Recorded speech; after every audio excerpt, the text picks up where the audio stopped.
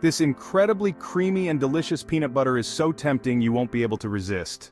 That beast machine steps into the fields and starts shaking, loosening the peanuts from the roots and turning them inside out after the plants are dug up. They're left to dry in the sun for a few days. Now the excess moisture is removed from the peanuts and they are ready to pick. Here come those bulky mechanical friends to do this job, making it way much easier than it seems. The machine picks up the dried plants, separates the peanuts from other debris, and collects them in a hopper. From the last decade, China has been the largest producer of peanuts, and this strategic country usually makes a final count of around 20 million tons of peanuts every year. We have arrived at the facility where the entire peanut pile is fed into the cleaning setup. The unwanted stuff like stones, twigs, and other foreign materials are removed through pre-screening. This shelling process is most satisfying when the machines delicately remove the outer shells of peanuts and reveal that beautiful potential and healthy nut we all were waiting for. Hang in there for a moment. They need to inspect manually for a quality check before they send the peanuts towards seed coating removal. Machines here, with a gentle shaking, a lot of air pressure, and proper programming, remove that brownish skin from the peanuts. The peanuts are treated with the medium boiling process to lock their texture and flavor, and to sanitize the peanuts by killing off any harmful bacteria or microorganisms. By keeping the approximate boiling temperature near 121 degrees Celsius, however, it varies from company to company. As soon as the hopper is filled with the boiled peanuts, they are immediately packed and sealed in the cans for distribution. These roasted peanuts are going to transform into something super buttery and delicious.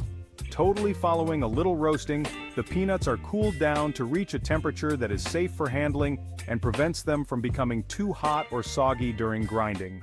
Those chosen peanuts take a trip towards this grinder and start revealing the smooth, buttery paste we all crave for. It keeps on grinding the peanuts until it reaches the desired smoothness, and the magic ingredients that will enhance the flavor keep on adding little by little. This whirlwind of crushing and blending turns those nuts into pure deliciousness until it's homogenization. This step is a chaos that gives way to harmony. Through higher pressure, the peanut butter gains its final and smooth texture. Witness this final stage where the bottles are getting filled and sealed to secure the fresh peanut butter inside. The bottles, automated machines like filling and cap sealing machines, work tirelessly, ensuring each jar is brimming with creamy goodness. Now, these kneaders continuously knead the butter mixture to make it even more creamy and flow like an unbounded stream. You know, in ancient times, the value of butter was so high that people would use it as currency. Imagine going to the market and paying in pats of butter. Also, there's a village in Tibet where they make a special type of butter that doesn't melt even in the summer heat. Someone here, come fast. Look how uncontrollable this flow is. So, he has brought the larger chunks of preserved butter. What's he going to do now? Simply first he's going to send these beastie buddies to slice them and convert them into smaller chunks. But why? What I think is he's going to refresh the butter and try to make it more, buttery. There was once a heated debate about whether butter or margarine was healthier. The debate got so intense that some countries even banned the use of yellow coloring in margarine to avoid confusion with butter. It was a spread showdown. You do realize what margarine is? The major difference is in their making. Margarine is processed with the help of vegetable oils such as corn, soy, sunflower, and more. It's best for those who are on a vegan diet, while butter is made through pure milk. The extruder works by pushing the butter through a shaped nozzle, creating uniform shapes. It's like using a Play-Doh machine that squeezes out dough in a specific shape. In this case, it's shaping butter. And for those who love hand-molded, beautifully shaped butter, this is quite the sight. For you, packing begins. The machines beautifully work in harmony. One is placing the tubs in place, and the nozzles are pouring the smooth textured butter into every tub, filling them to a fixed extent. Yeah, don't mind that last robot who's sealing these tubs with the golden paper. The process keeps going and finally they are popped up from their containers and a robotic arm passes them to a conveyor belt. And this roller coaster is not just a style. It's another technique to take them conveniently towards the barcode. Here the butter is prepared for 500-gram packing. Packing is ready, and the butter is continuously rolled for a creamy texture. The robotic cutter and butter pourer work side by side for quick packing. So on the back stage, butter is added to the pouring container from where the tiny nozzles fill up the molds. The sealing wrapper is injected into the sealing machine to make sure every butter cube is perfectly Sealed, want to hear some spice early? Irish monks are said to have used a unique method for churning butter. They attached a wooden staff to a churn and rocked it back and forth. Nastic butter making had its rhythm.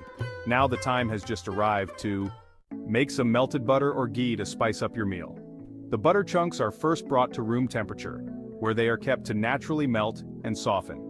While the melting chambers are ready, melt and boil the butter using moderate steam until it changes its consistency. They keep on stirring the melted butter liquid until it seems like it changes its consistency first, then color, and then its true nature. The very next step is satisfying and of course useful. First, pour out the entire liquid material into other containers where it cools down to some extent before reaching the packing stations. Once cooled, the entire material is poured through sieves to the packing collectors. This is important to get the pure liquid butter. See how seamless this process is? That entire liquid butter stock is going to pour into the containers until everything is settled, and they lock the buttery freshness inside it. When you brush liquid butter on baked goods, it gives them a glossy finish. So, it's another marvel made out of pure and good settings. Habits. And I think it's true, it lifts your mood, enhances your antioxidation, and keeps your system satisfied and clean for a while. That's only my perception based on my research. I can be wrong, but as I stick to a clean diet a lot, I eat dark chocolates whenever I crave them, so I think a little won't hurt, right? Often during times of stress or emotional distress, people may crave chocolate because of its ability to quickly elevate mood through dopamine. Crunchy and crispy breadsticks are a delightful snack with a rich history and few health benefits. They are low in fat and can be a good source of fiber. However, flavored breadsticks, particularly those with cheese or other high-fat toppings, can be higher in calories. It is said that happy cows give delicious milk. So these chubby cattle, the happiest creatures on land, are the major secret sauce. When someone asked them what's their secret of producing such quality milk, they said they use VR glasses to make their cows feel relaxed and happiest while they begin milking.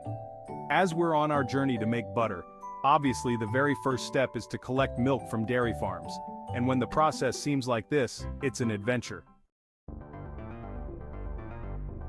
The icing on the cake in this automated system is that each cow enters a designated stall equipped with a milking unit.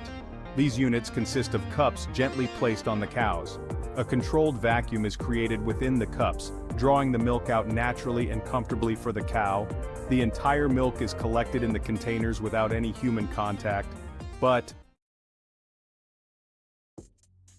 wait, before the milk hits the dairy charts, it undergoes a usual and thorough quality test. If the test passes with flying colors, it's time to dispatch. The raw and fresh milk is delivered to the water making units. These storage facilities maintain the freshness of the milk and make it ready for heating chambers. Maintaining the right temperature is crucial to preserve the milk's freshness and to separate the creamy part. Centrifugation helps a lot here. Now we get two main things: skimmed milk, which is saved for sale purposes, and the cream. Ever happen to taste skimmed milk? Well, it's super beneficial too. One more thing, nothing is going to get wasted here. Centrifugation is faster and more precise than waiting for cream to rise naturally. It allows butter making. Facilities to process larger quantities of milk more efficiently.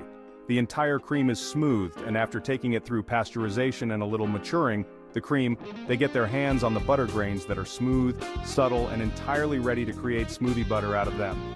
Now, the cream releases thin milk, which is also called buttermilk. This buttermilk is super efficient for further processing, and yeah, you can easily find it in every store. The butter grains are thoroughly washed to remove any buttermilk residues. It might be much better if they didn't involve those hands. Washing is like a little secret to making your butter even more delicious. It takes away anything that might make the butter taste tangy. Now he's going to add some salt to make that salty butter. Churning and continuous movement causes the fat molecules in the cream to come together and form butter. The butter is put into a special container to make the butter